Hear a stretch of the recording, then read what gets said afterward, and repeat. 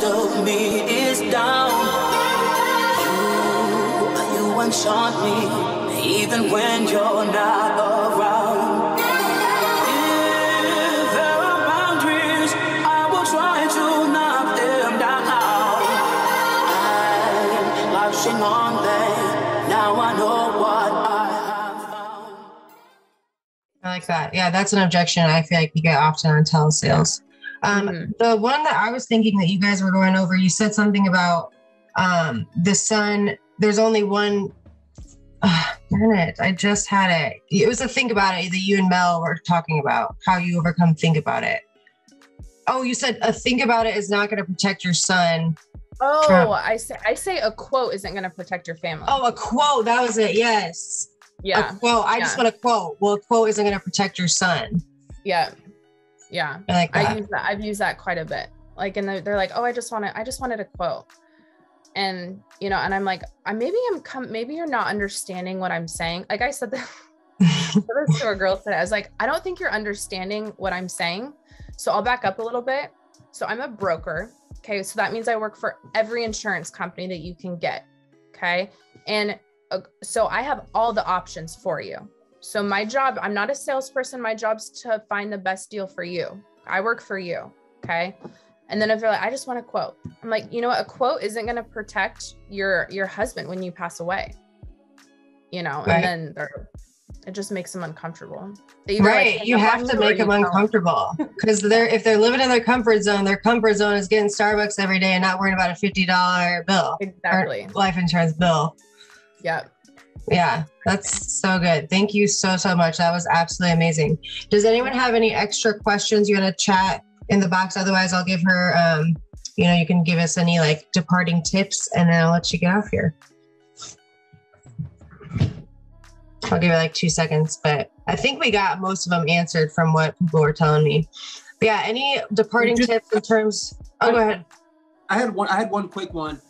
So you might have went over it, but I might have missed it. So when you're sending them your information over at the beginning of the call, you're saying, hey, are you sending over a link to your information or edifying who you are in any way, shape, or form? No, I'm just giving them my state license number, my national producer number. And that's it. And they're generally okay with that.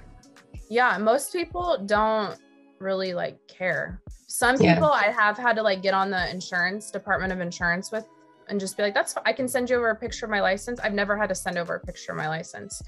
Actually, no, one time I did. I had to send it to this lady and she was like, okay, I believe you. I was like, okay. Yeah. Or, hey, you know what? I totally understand. There's a ton of scammers out there. Let's hop on a call. Let me get the Department of Insurance on the call. When Orlando did that one day, the guy was on speaker, got him on, and the Department of Insurance was like, yep, he is who he says he is. And the guy's like, okay, that's all I need. And then I didn't know that. Calling them, that's a good idea. Yeah, so they'll verify, they'll verify who you are. To avoid scam likely, if you go onto calltransparency.com, it's free. You can register your number so it doesn't pop up as spam, or whatever. Can you say that one more time? It's calltransparency.com. One more quick question. Do you change your area code to whatever area you're calling in, or you just use the same area code? No, I 100% use a different area code. I use whatever area code. If I'm in Texas, I can use a Texas area code. And what app do you use for that? On the phone. It's called Burner. It's just like a burner app, and you can get 3 lines. It's $10 a month. And so that's what Gage uses.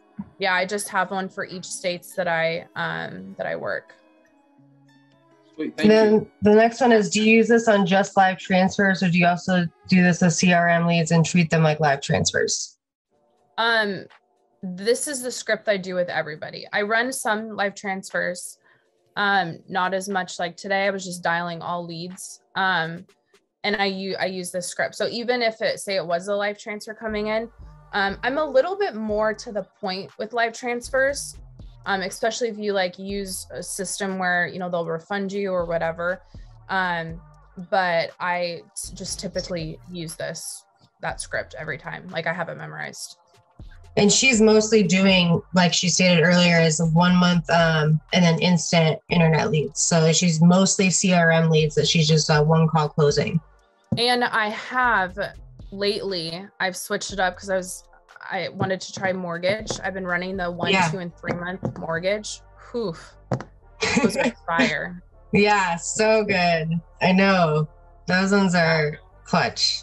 Yeah. And game time. Like if you want, some higher quality leads, the non-med term leads are great. Yeah. Those are meant for telesales. Yeah. I spent like $1,000 on those leads and I wrote 13 grand off of them. Wow. Yeah. Like they're crazy. And then David asked, do you use call transparency daily or how often are you having to use call transparency.com? So that's a good question. I just register my number once, and then sometimes I have to register it like every other week. Depending on if you change numbers. Yeah. So every time if you change a phone number, always register on call transparency. Okay, cool. So, yeah. What are the most common objections you hear when you call to close, or what helped you get better with them? I think we went over most of all the objections, but if you have any others you're thinking of. I think some people, are like, oh, because of COVID, or, I don't like doing anything over the phone. And I just blame it on COVID. I'm like, well, in case you didn't know, Mary, we're in the middle of a pandemic, so for your safety and mine, they're not sending us out to homes right now. We can hop on a Zoom call if you want. I've never gotten on one Zoom call, and I'll say even like, hey, I know it's weird. It's really weird to me too, doing business over the phone, but hey, my friend just refinanced her house and did it all over the phone and DocuSign, That's a really good, using analogy is always huge because people can think of that and, oh yeah, you're right. If the biggest thing with telesales, this is like what I've figured out. You have to find something common ground with them, right? You have to relate. You have to be set apart from just being like a telesales. Like, I'm in the home, let's get down to business. Like, they will hang up on you, because they just think you're another spam or sales telemarketer. Exactly. And you have to, whatever objection you get, you have to understand, say, hey, I get it. I'm the same way, and relate with them. And then tell them why. Like, I get it, but this is why we do it this way.